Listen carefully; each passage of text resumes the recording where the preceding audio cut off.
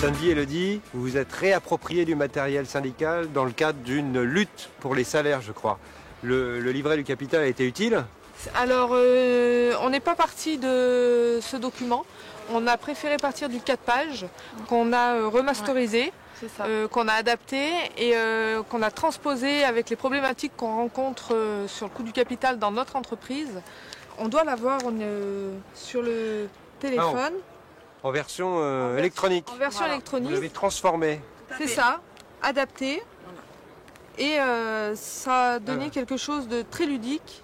On a adapté en fait à la situation d'AST microélectronique, notamment surtout dans toute la partie combien coûte le capital à AST. En fait, pour faire un parallèle, parce qu'on entend souvent, et les salariés souvent sont confrontés avec le coût du travail en France. Et en fait, on voulait démontrer qu'aujourd'hui, le problème, c'était le coût du capital dans les entreprises. Et donc, on a fait le parallèle avec l'entreprise et les vrais chiffres, les dividendes versés, les subventions reçues, l'utilisation qui en est faite par l'entreprise. Et les conséquences que ça a pour les salariés, ce coût du capital, qui sont des pressions, des suppressions de postes, des conditions de travail dégradées. Et ça a eu un impact important sur les salariés et dans toutes les CSP.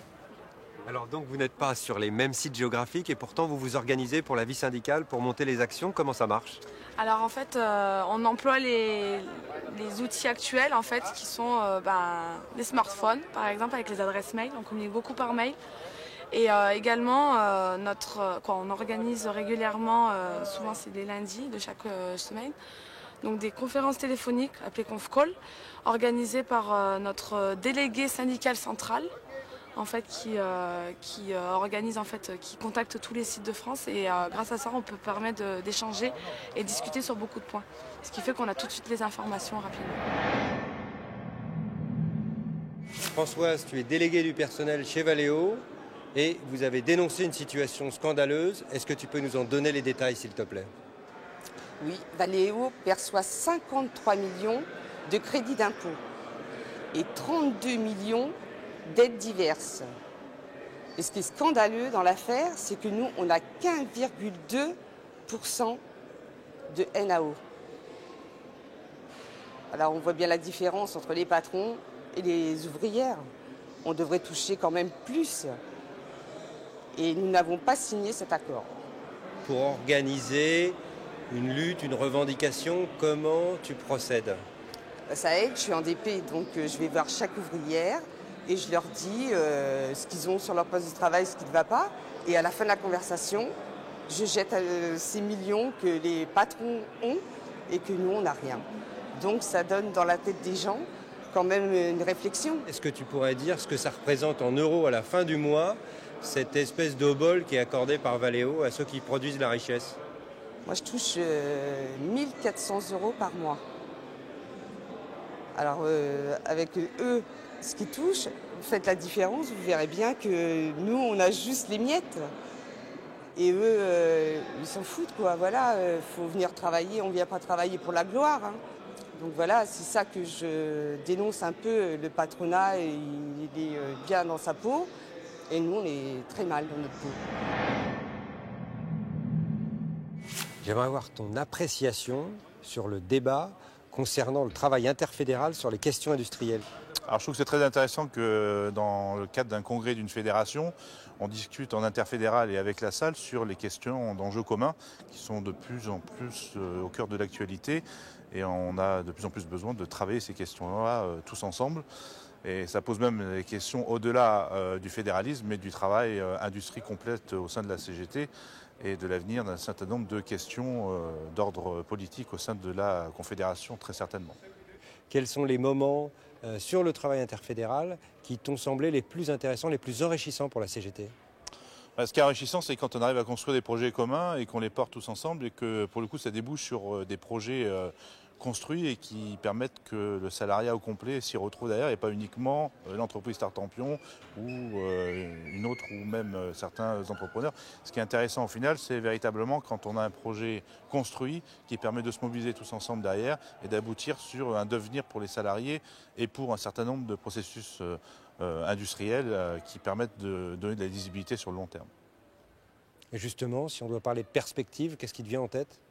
Les perspectives, c'est le travail du tous ensemble sur des questions centrales. Alors moi, je parle pour l'énergie. La question du coût de l'énergie pour l'industrie, c'est un élément qui est dimensionnant pour l'avenir économique de la France. Donc on a très certainement à y travailler. Et la question dans l'autre sens de l'industrie pour que l'énergie fonctionne est dimensionnante aussi pour qu'à terme, on maintienne des outils de production d'énergie aussi en France et que ce soit au service de la nation. La métallurgie et l'énergie travaillent bien ensemble pour toi? On a encore certainement à faire des efforts de part et d'autre parce qu'on est souvent tous cloisonnés sur notre précaré et puis notre vie du réel. Et il faut peut-être qu'on s'éloigne un peu de ça et qu'on regarde un peu comment est-ce qu'on travaille majoritairement ensemble sur des dossiers concrets sans suivre le calendrier des employeurs, mais en suivant le calendrier revendicatif véritablement de la CGT.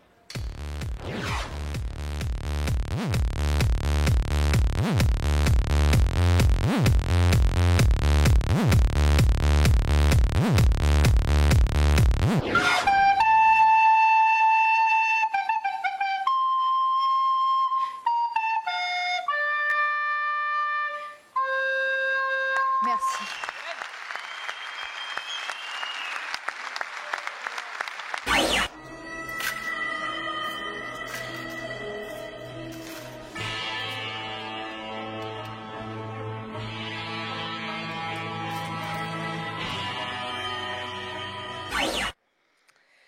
Je suis technicienne, mère de famille et élue CGC. Mère de famille et élue CGC. Et élue CGC, CGT, OCE. Élue CGT. Pression signée par l'ensemble du personnel. Cette pression sur la direction nous a permis d'obtenir des augmentations de 2,5 à 5% pour les salariés, ce qui 2,5 à 5% pour les salariés, ce qui